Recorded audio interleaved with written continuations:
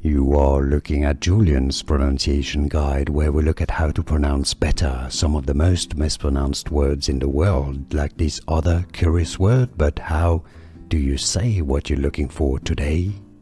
Let's learn how to pronounce these words once and for all correctly in English. If you want to learn more useful vocabulary like this one, stay tuned. I've got many more videos for you. Stay tuned to the channel.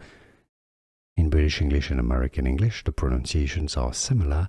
That you have to put your tongue between your teeth to pronounce the TH. That. Now, in the US, it's sometimes pronounced a bit more like a D, that. But normally, the correct pronunciation in English is that. That.